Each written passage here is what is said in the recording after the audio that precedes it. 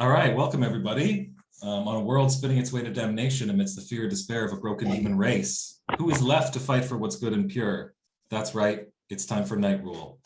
For our 35th Night Rule, we're extremely honored and pleased to be joined by a very talented author, Mr. David Austin. And we're going to be talking about poetry, and in particular, I think the work of one Linton Kwesi Johnson. So welcome, David. Well, thank you. My pleasure to be here. Yeah, so great to have you on Night Rule. I was personally really lucky, and I have to give a shout out to my 11th grade English teacher who introduced me to LKJ. I think there's probably a lot of listeners out there that they hear the name Linton Kwesi Johnson and they're like, I don't know who that is. Maybe just in terms of broad strokes for the audience, and you mentioned, this is mentioned on the back of the book, on the back of the jacket. For Johnson, only the second living poet to have been published in the Penguin Modern Classics series. Writing has always been a political act and poetry a cultural weapon. Maybe at just a high level, we can start off by talking about the impact, or maybe just give people a general idea of Linton Kwesi Johnson and his work. Sure. Well, I guess I'd begin by saying that Linton Kwesi Johnson is what has been described, what he described actually, in relation to another Caribbean poet, the great Martin Carter, as the political poet par excellence. That is to say, he's a poet, which speaks to art and aesthetics, but somebody who has committed his life to politics and social transformation. From his late teen, early 20s, when he started publishing poetry, up into the 1990s, because he hasn't published a great deal since. And even just as a public intellectual, like you often see his voice or hear his voice or see his face in the Manchester Guardian or hear him on the radio. He's been that poet who, yes, began writing poetry to sort of capture the feelings, aims, aspirations of Black folks in the UK of his generation in the 1970s. But when you trace the sort of trajectory and the arc of his poetry, you realize that he has captured some of the most important historical moments of the last 30 plus years. So the whole period of Thatcherism in England under Margaret Thatcher in the 1970s, early 1980s. Some of the great mobilizations against Margaret Thatcher, working class mobilizations. So Black folks, yes, absolutely, but not only Black folks. And the collapse of the former Soviet Union, right? And thinking about and meditating on the significance of that momentous change. Right? In terms of what it means for our understanding of social liberation and freedom today. So I would say in that sense, he absolutely has been the political poet par excellence, somebody who was very much influenced politically by Frantz Fanon and also C.L.R. James, John LaRose, who was a famous publisher and poet from Trinidad originally in England, but also aesthetically influenced by people like Aimé Césaire, also from Martinique, like Frantz Fanon. What I refer to as Césaire realism, a kind of Césaire's particular brand of surrealism. And Kamau Brathwaite, the great Barbadian poet and historian thinker. So yeah, he's really been that poet who, when you think about poetry, which is again tied to art and politics, he's that poet for me that in many ways embodies the conjoining of those two things.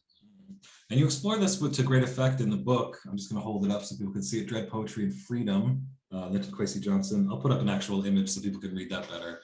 And one of the things I found fascinating about your book is the depth to which you explore kind of the concept of the poet and their place within society. And I think you then go forward and look at LKJ as like a figure that you can kind of examine these questions through. So I want to read from the prologue here. This is on page 5. Of all art forms, I suggest that poetry is particularly well placed to articulate society's needs and to at least hint at social developments to come. In some cases, this ability not only reflects artists' rare gifts, but also their freedom to articulate in verse, and particularly in dread or destitute times, what others dare not say or cannot see. Great artists are often well placed, even best placed, to assist us as we probe human possibilities, and poets are particularly well suited for this role. Can you expand on your thinking there a little bit? Sure, it's just a way of saying that, artists in this case, poets often represent possibilities. And obviously it's not with every single poet and every single writer, right? So many great writers are able to kind of hone into and capture and then reflect the aims and aspirations of a given people in a given moment. And that's, as I was saying earlier, what Linton Kwesi Johnson has done historically through his poetry.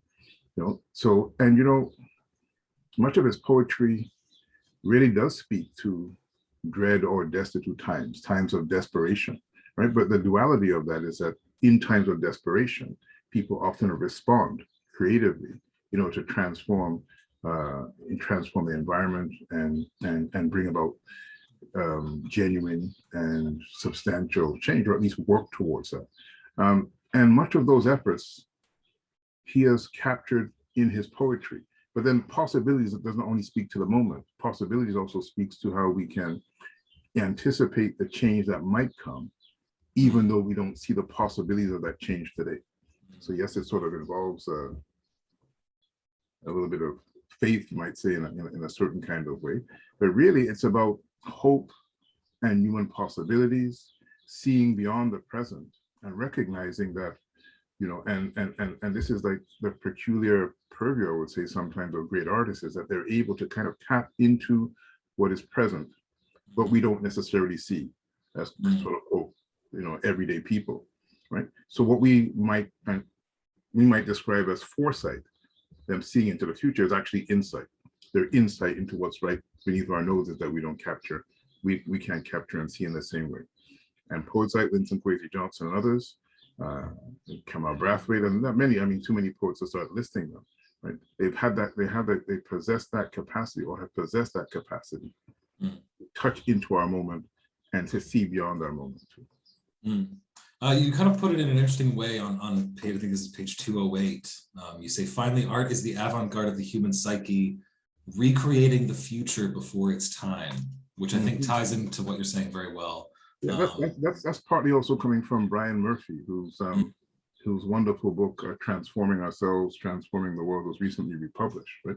This idea that poetry sometimes allows us to see the best side of ourselves. It taps into the unseeable, right, or the unforeseeable, right, in ways that allow us to be hopeful, right, allow us to have that spirit, that sense that despite how things are today, there's a possibility of change tomorrow. It's interesting also because on a recent episode, I talked with a former professor of mine, and we talked about Russian formalism and Mikhail Bakhtin's theories about the novel as a genre. And it's interesting to kind of, for my own mind, to compare that discussion of the novel as a genre to poetry as a form, because I think the novel, it's, at least in Bakhtin's formulation, has a lot to do with different social speech types, different groups, different lexicons, all kind of combined together, are artistically organized by a creator or an author. And I wonder to what extent poetry is a superset of that, or contains that, as well as has this other element of like an individual kind of struggling through formulating their own speech or their own voice. Like, it's something you talk about on page 43. These experiential poems are the product of the creative labor of writing through the politics of the moment. An imminent undercurrent flows through many of his poems, this is LKJ, as they reveal injustice and archive struggles for social change in times of dread. Do you think that the singularity of the poet as a figure is one of the elements that separates poetry and say like a novel or a film in terms of their style and their form?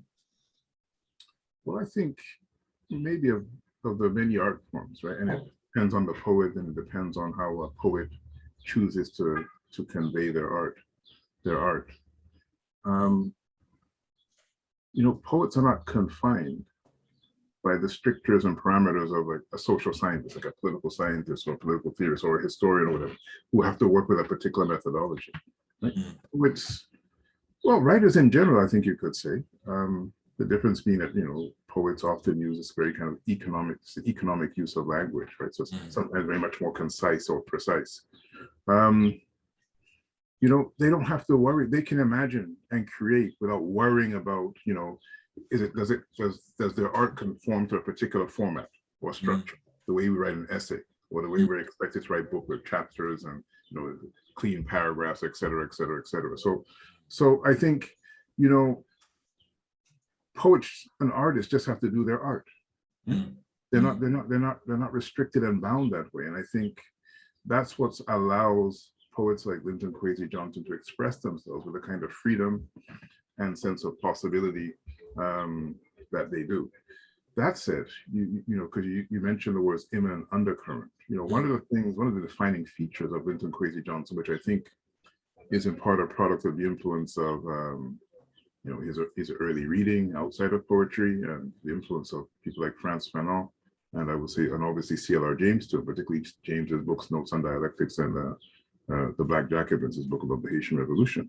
Is there's this the use of dialect and dialectic and the interplay between those two things. So that dialectic, this sense that out of tension, contradiction, right, something new emerges, right? So that's the tension and the contradiction is the struggle. The tension and contradiction is what comes out of finding yourself in a context where anti-Black racism takes the form of neo-fascist attacks, right, by the state, and neo-fascists in the form of like the National Front and the police, right? And how is it that people respond? You know, the dialectic also plays itself out in terms of you know, the internal tensions amongst Black folks that comes out in the form of what he refers to as fratricide in one of his poems, basically internecine violence, right? Which then morphs itself when those who are engaged in internecine violence feel that they're capable of sort of struggling against the outside force, the state, that creates that internal tension in the first place.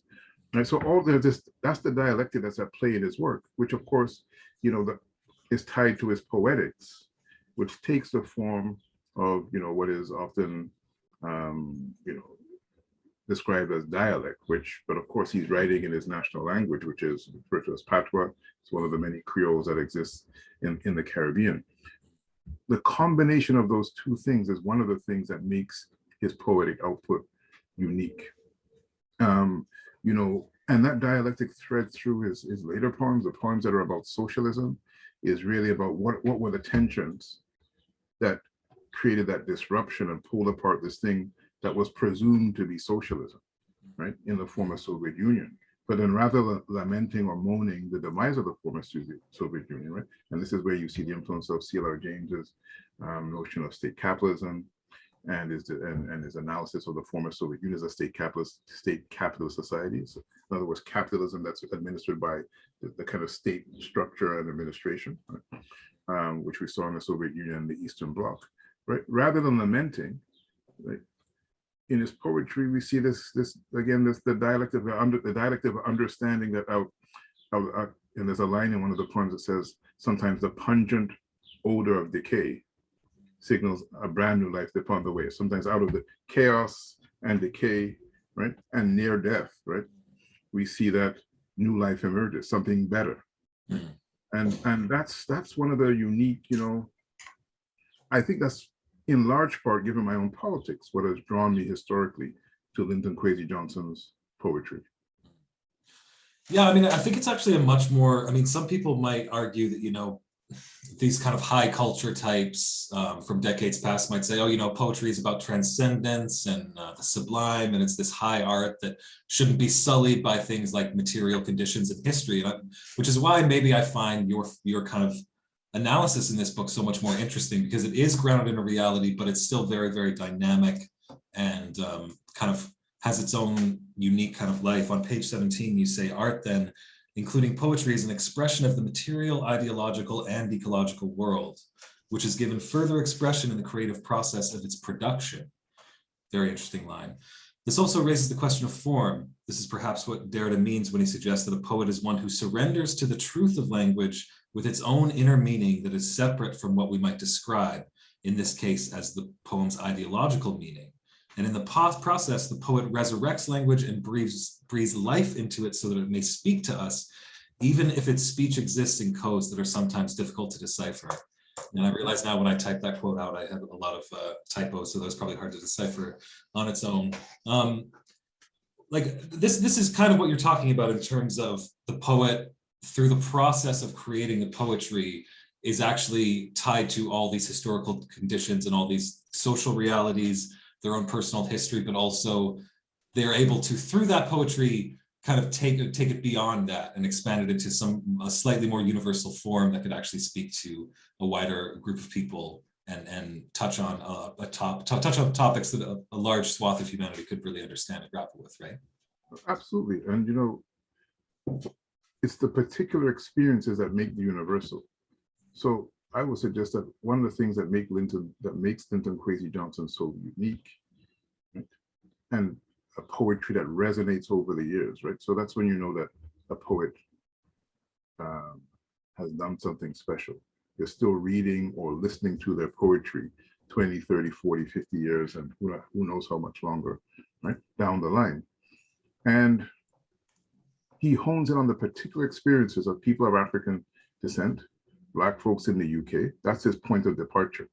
And even when he's writing about socialism, etc., he often comes back to that, right? But in those particular experiences, we find a reflection of humanity as a whole, absolutely, right? And that's what makes his poetry authentic, whereas sometimes people try to write universal poetry where they speak to everybody, and everything becomes a kind of nothingness. But you also mentioned something else there in relation to Derrida, and that reference to Derrida is tied to Derrida's writing about Paul Celan, like the famous poet who wrote in German.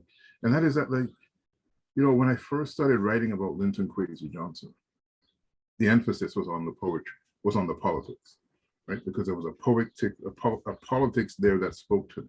Obviously, the language that he uses to convey those politics is what brought me into the poetry too. But when I started writing about his poetry, I wasn't really taking the poetry as seriously as I should as poetry. In other words, the aesthetics, the language that Derrida speaks about, the language of poetry that has its own codes, its own language, it speaks in its own form, right?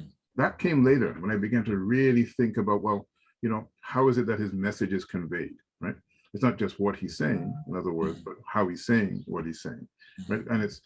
And sometimes, you see descriptions of Linton Kwesi Johnson's poetry where they emphasize the politics as if he's just doing politics in verse. Right? But he is a poet, right? And some of his poetry is sublime, right? Some of his early poetry really is, like, in terms of the vivid and colorful use of language and the range of poetic devices that he invokes in his poetry.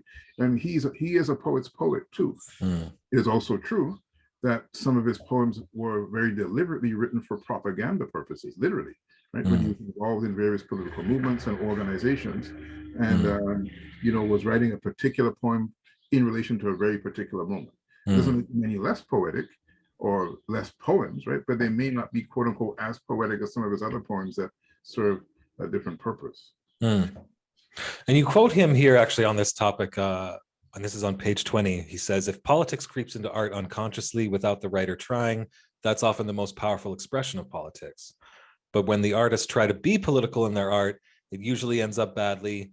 People do not like to be preached at. And I think this is a really important point when it comes to politics and literature and art is, as soon as I think the singularity of voice of a piece of propaganda when you're setting out to make a point is really one of the big creative problems there. I think you're losing kind of the lifeblood and the interchange of different ideas and voices in your work. If you write a movie that's just about hammering home one point in every scene, it's just not going to be creatively successful. And I think that's a problem for a lot of people on the left who are making art and interested in art. They kind of look at it as like a propagandistic value, as opposed to a creative expression of human thought that will tie into subterranean and unconscious things in a profound way and powerful way, probably more powerful than if you just wrote an essay on it that was a nonfiction piece of, hey, this is what's up, Absolutely. And I think that one of Linton Kwesi Johnson's gifts is that absolutely he's a political poet, right? And most poets start with some kind of idea of where poetry is going to take them, or where their poem is going to take them. But I think, my sense is that, as a non-poet in the sense that Linton Kwesi Johnson is a poet, is that great poems write themselves. Right? You might begin with an idea of where that poem is going to take you. But as Derrida is suggesting, poems have a logic of their own, right? Mm. And they sort of carry the poet at a certain point. Mm. And when the poem takes its own form and takes the poet in a certain direction, and you choose to sort of, confront or challenge or go in the opposite direction, that's when I think you get sort of propagandistic poems, which Mm. may not be deliberately so, right? But they don't read as poems to us, right? Because they lose the kind of aesthetic allure, I would say. For sure. Yeah, I sent you a link. I don't know if you're aware of this, and this is something that I find really fascinating in the current political climate. Like, I went to university in the early 2000s, studied English literature, a lot of other things, but when I fast forward to the current world, I just see a lot of the same language I learned in studying English literature in university, just deployed in all kinds of places I would not expect. Somewhat cartoonishly, it showed up in this CIA ad that recently came out. And I don't know if you had time to look at the clip or if you're aware of this, but it's basically this woman who works for the CIA, and she's quoting, a famous poet. I can't remember which poet it was. And she's using the language that you would really find in almost like any literary journal. She's basically saying, like, I'm at the CIA, I'm beautiful, I'm a beautiful Latina woman, et cetera, et cetera, et cetera. And I think we are really living in the age where the kind of poetry you might have read in university a decade ago is now the language that's been adopted by a pretty huge swath of the kind of liberal ruling class, certainly in America. And I wonder, like, your thoughts on, well, I kind of know the beginning of your thoughts on this. On page 37, you say, Baraka also viewed poetry as a revolutionary weapon that, deployed otherwise, represented a distraction, an ornament that imperialists wear to make a gesture towards humanity. Do you think we're living in an age where, I mean, we can maybe expand it beyond poetry to talk about music and even popular music. Do you worry that the liberatory capacity, or at least the true kind of intellectual heft of something like poetry, is potentially being degraded by people co-opting it for the means of kind of just putting a new mask on the face of power? Well, it's kind of easy to do that. It is easy to do that, right? There was an ad not some time ago. I don't remember if it was with Nike. Maybe it was KRS-One's version of "The Revolution Will Not Be Televised," right? Yeah, yeah. Gil Scott Heron poem. Yeah. That's probably inevitable, right? Inevitable insofar as what do we do about it, right? But I think the concern for me is we're in a moment in which language often trumps substance. Right? So it's easy for folks to appropriate the right language, right, and appear to have the best of intentions, right? But then there's words, and then there's actions, or there's words, and then there's meaning, right? So we're in a moment right now in which, post Breonna Taylor, George Floyd, and the protests of last summer, right?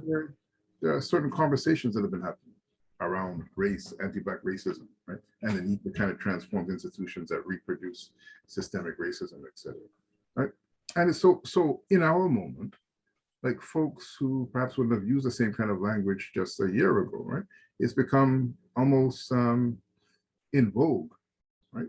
To talk about privilege, et cetera, et cetera. And, I mean, there's all the kind of language that's sort of been passed down from academia, which is now part of the kind of common everyday speak. But ultimately, we're talking about the kind of change that disrupts power, that changes power dynamics, that changes power relations. And discourse or language alone doesn't do that, right? So we can find the fashionable language, and and sometimes it's the language that makes people sort of, popular. But beneath the language, we know that we're talking about the need for substantive, institutional, and structural, and I will say radical change. And I say radical, of course, because if we're not thinking about radical change in the best sense of that word, if we're not thinking with that sense of urgency in light of where the world is at, right? So before COVID, we were talking about the environment. The pandemic itself has exposed the layers and levels of inequality in terms of who it's impacted locally in a national and North American context, right?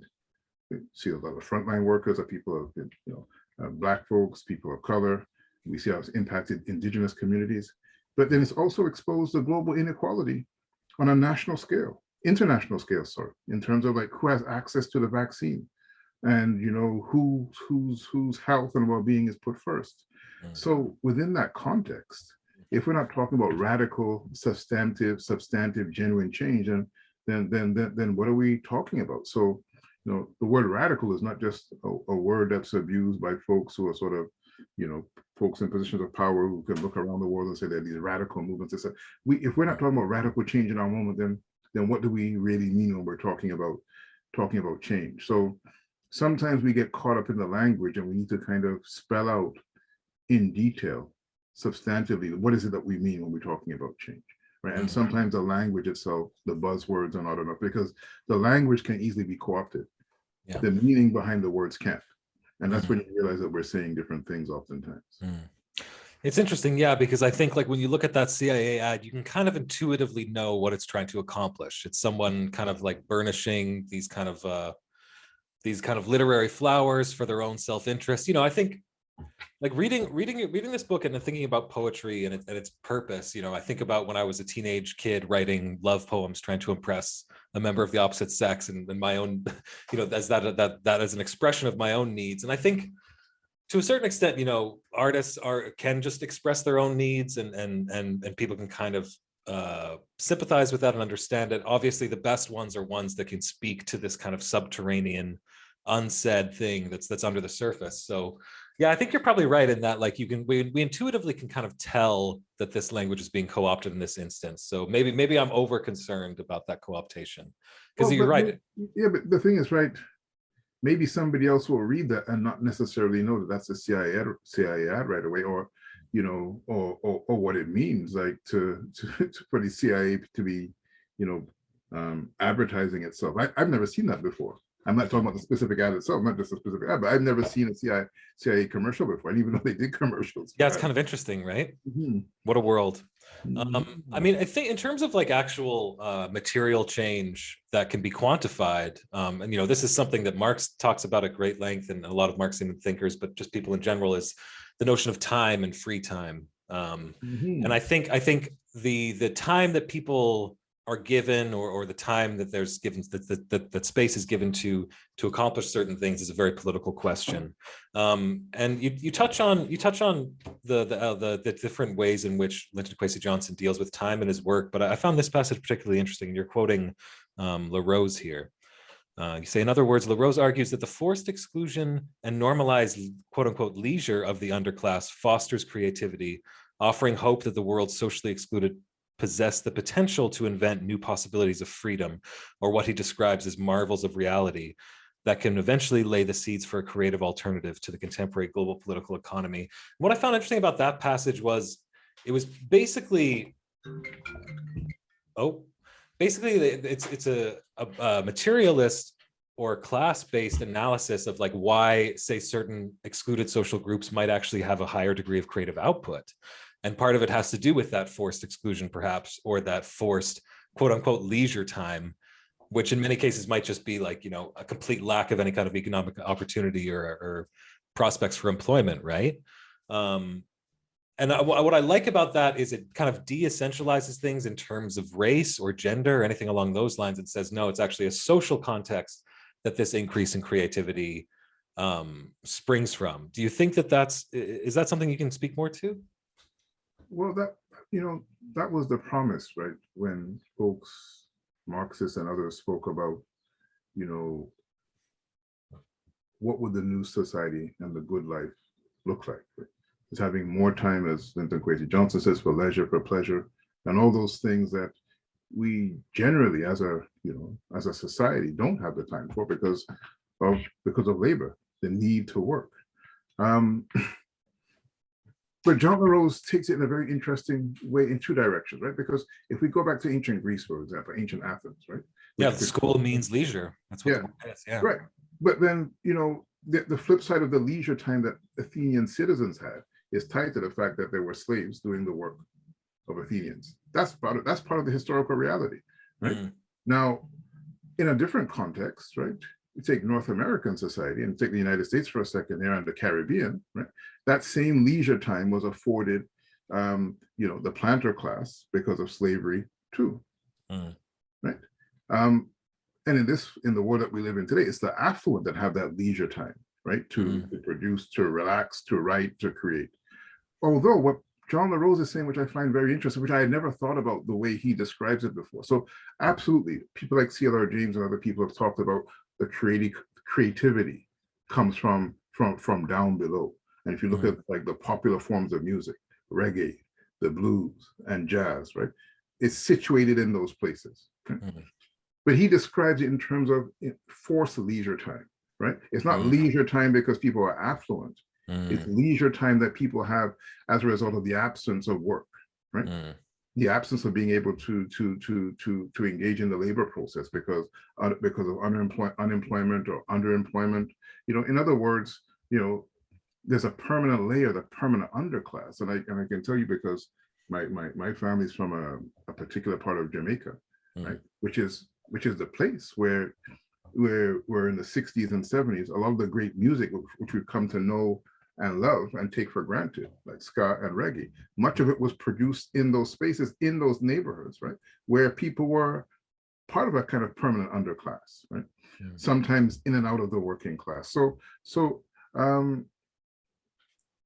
I like the way that John LaRose, who was a huge influence on Linton Kwesi Johnson, by the way, his Linton Kwesi Johnson's poem More Time very much reflects, I think, some of that influence, although it's sometimes hard and also dangerous to kind of speak about direct influences between, poets and, because like all kinds of things can be infused into a poem. But he's talked about the impact of John LaRose on him. And I think you see that influence in the poem More Time, where this idea that like, that we if we want to live a different kind of life, I want to live to radically change society, right? We need to imagine or rethink what labor and work means in the here and now, right? Because right now we barely have time. Most of us barely have time to breathe, right? Work becomes the thing itself. Work becomes society itself, right? Not our human encounters or just the time to think and create. Well, it's interesting because, you look at like the labor movement in the early 20th century and fighting for things like the 40-hour work week, which has now just become completely reified. No one even really, outside of maybe Spain, is reconsidering the 40-hour work week, which probably had as much of a kind of revolutionary impact on the human experience as anything else, because people weren't working themselves to the bone 7 days a week anymore. And I think the concept of like time and the fight over time and anxiety over time is something that for sure needs to be considered more. But something, Isaac, what's interesting about that is that, look at the moment that we're in right now with this pandemic and how many people have been put out of work, right? On the one hand, we can see all the resources that have been poured into sort of subsidizing folks so that they can still pay their rent, consume, et cetera, because that's part of the machinery that runs the economy, right? But what happens if, like, creatively speaking, we imagine the society being structured in a different way, where instead of so many people working 40, 50 hours a week, right, we have more people working 30 to 25 hours a week, right? And we know that it's possible, right? Because we see how under these emergency circumstances, all kinds of quasi-creative ideas are kind of brought into being so that folks can adapt and transition to whoever we're transitioning to. Right? Sure. So it's not a lack of possibility. It's not the impossibility of that, of a shorter working day and a shorter working week, et cetera, right? It's a lack of will, right? Yeah. And it's a way in which power exercises itself, or the powerful exercise power, right? And it's a form of control. Yeah, I think that came up a lot during the stimulus check debate. People were saying, "Oh, we can't. We've already given you $600. We're only going to give you another $1,200, not the $1,600." And I think it was the guys on Chapo Trap House that had the great point of saying that they're just trying to shut it down because once they give out the money, all their bullshit about we got to be fiscally responsible, it will be revealed to be complete nonsense because they demonstrate that the money is there. Exactly. But the will isn't. Now, before we end, I did want to talk to you about LKJ's poetry and kind of its elegiac nature, which I find really fascinating. And thank you so much for coming on. We'll have to try and invite you on Oh, my pleasure. as soon as possible here. My pleasure. We're speaking with author David Austin and his book, Dread Poetry and Freedom, Linton Kwesi Johnson and the Unfinished Revolution. I love the cover, by the way, cover by Melanie Patrick, photo by Adrian Hoot as well. Let's see, I'm gonna find the page. A lot of people have commented on the cover, actually. Oh, really? There you go. Way to go. Retro-ish cover. Okay, so this is page 167.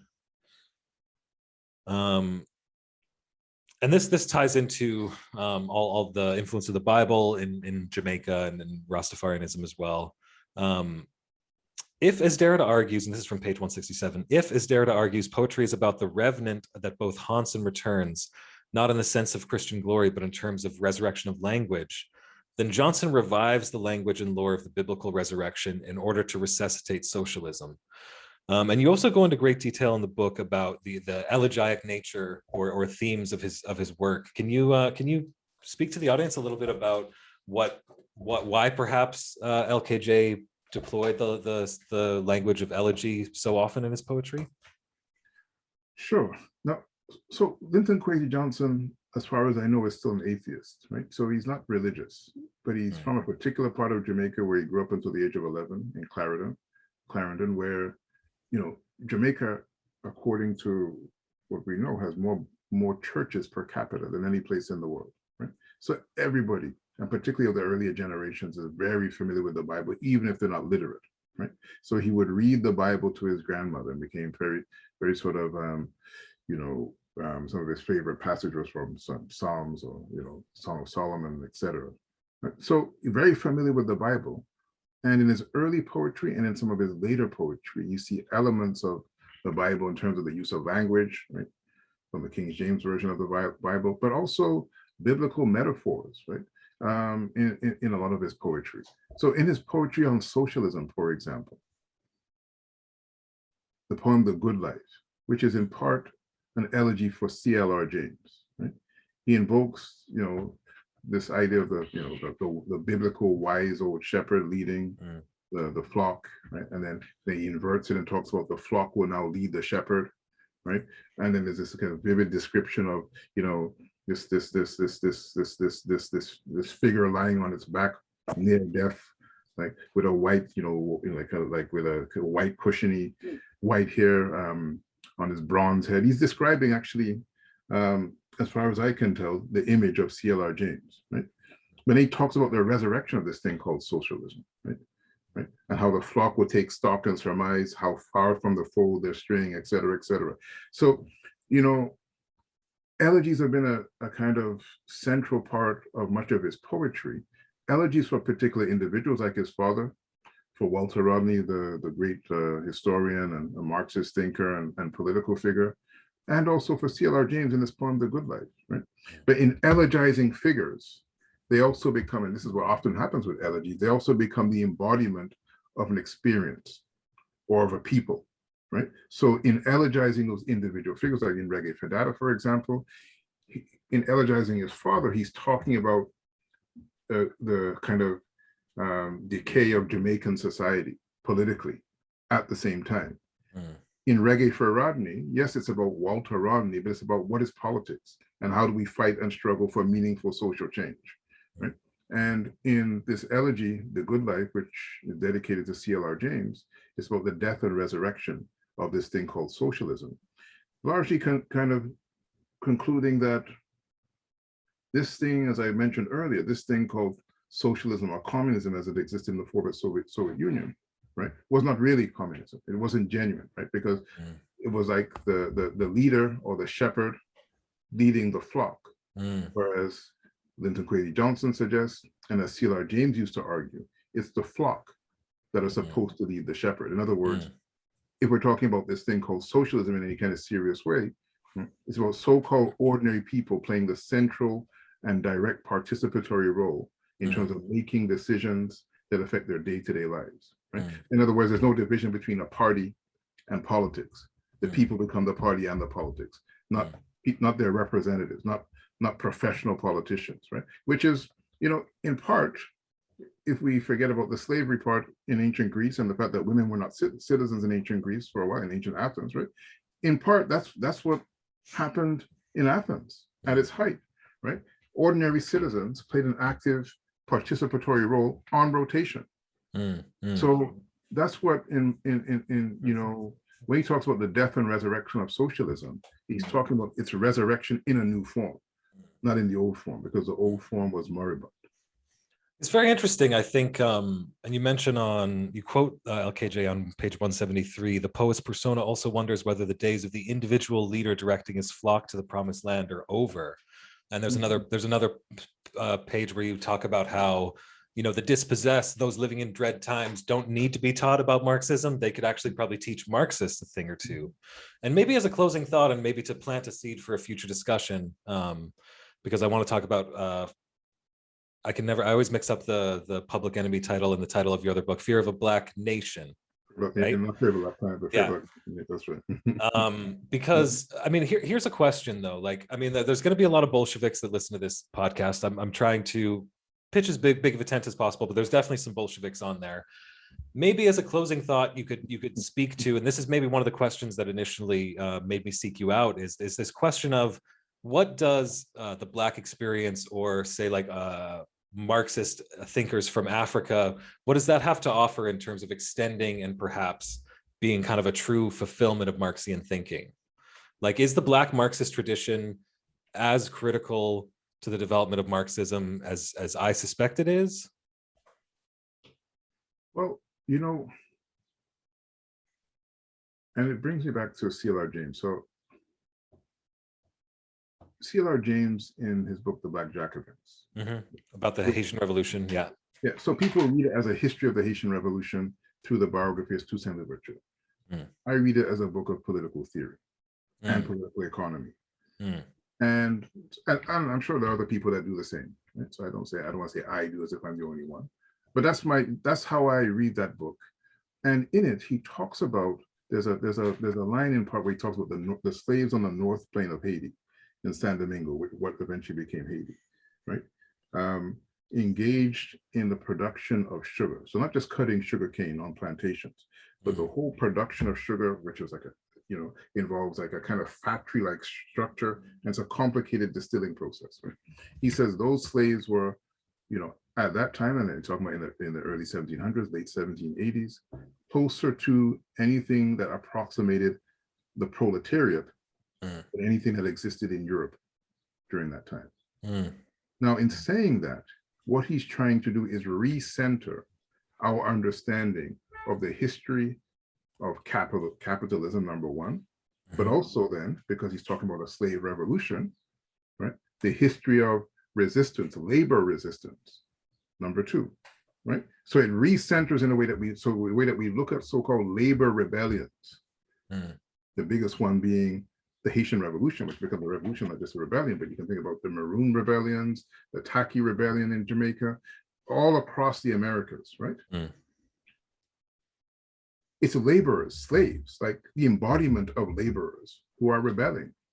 So why is that not part of the genealogy of labor resistance and the history of the labor movement, right? There's no reason, aside from an arbitrary distinction. Now, of course, it begins to a certain extent with Karl Marx, because he was primarily focused on the emergence of capitalism in a European context, and believed that it was the European working class that were going to be at the core of this movement for international socialism. That's okay, right? Marx did a number of tremendous things.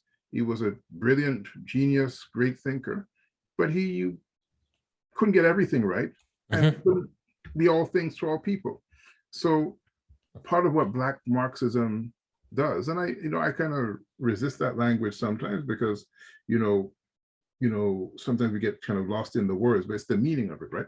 Part of what it does is allow us to think beyond this kind of European conception of history, this European conception of progress, and this European conception of socialism, and recognize that, number one, as I said before, slavery and slaves, right, are an integral part of the labor movement, right? But also, slave labor was constituted capitalism. In other words, like, you know, where do the raw materials and resources, right? And also labor come from that allowed Europe, particularly the European powers, Spain, Portugal, and of course later because of capitalism, France, England, and also Germany, right? That capital accumulation, where does it, you know, where does it in large part come from? And particularly we talk about England and France. You know, something I tell my students sometimes, and I think, and I see the look in their face because it's quite something to consider. Slavery is not even quite half of the island of Santo Domingo, right? It shares it with the Dominican Republic. And at one point, it was responsible for close to 70% of France's export trade, right? Which explains why Napoleon almost lost, you know, almost destroyed his army trying to recapture it, right? Which is part of the story that James recounts in that book. But that's just an example of the political economy, right, associated with slavery, right, which of course is tied to race and racism because of the sort of the racial codes that were attached to slaves of African descent, where slavery and being African or Black became synonymous, which was something new, right? It wasn't true in previous periods of history, like somebody could be a slave for various other reasons, right? But it wasn't tied to the ethno-racial background almost on a permanent basis. Exactly, right? yeah. So in terms of thinking about racial capitalism, I mean, Black capitalism and racial capitalism, et cetera, it's a way of trying to understand how the codes associated with race have this continuity even in the afterlife of this thing called slavery, of the institution of slavery, right? And they still play themselves out, but not only in racial terms though, even though folks are racialized, right? Because of course, those codes in terms of how they impinge on people's lives, it plays itself out in terms of people's labor, in terms of who gets to be considered, you know, a full human, in terms of the interactions with the police, in terms of the interaction with the institutions of, you know, the body politic, generally serves to eclipse the life chances of people of African descent. Now, I'm talking specifically about people of African descent in this context because we're tying it to the history of colonization and slavery of a particular kind. But of course, you know, other groups of people, including obviously indigenous peoples, are, you know, experience racialization associated with colonization in its own right. Now, yeah, so that's what I was saying. And I just want to say something which is going to seem completely out of the water and unrelated. Go for it. That's part of our brand here. It's all good. But it's important to say something like, you know, we should all be troubled, not just concerned, troubled and outraged with what is happening to Palestinians right now. Yes. And can't not say something about that, right? Because we talk about dispossession, right? And complicity in terms of how, you know, the lives of Palestinians can just be sort of effaced and erased, and it's deemed acceptable. And any attempt to sort of make any criticism is shut down completely. And the media's played a complicit role. It's outrageous. And we can't in good conscience not say anything about it. We absolutely cannot. It's true. We can't allow it to continue. Yeah, we talked about it to start off the last episode. It definitely makes sense to end on that. I mean, it's interesting to me how weaponized language has become in this case. You know, I think actually, and something that's been on my mind a lot lately is this, and I'm sure it came out of some kind of think tank or focus group, this phrase that Israel has, quote unquote, a right to exist. And I think that's a powerful phrase for people because of the subtext of it, because of what it speaks to in terms of World War II and the Holocaust, and the fact that Jewish people in that context were very much not allowed, were not conceived to have a right to exist. That being said, applying that to a state actor, which is, I mean, first of all, I don't know how you fucking claim to be a liberal democracy if you're dropping bombs on your own people. I don't really know how that's a liberal thing to do, you know, the quote unquote only democracy in the Middle East. But I mean, really, like a problem for me is, you know, if and I don't want to use this language of, but obviously like the Canada and the US are a major ally of Israel, and they're part of a global kind of security apparatus.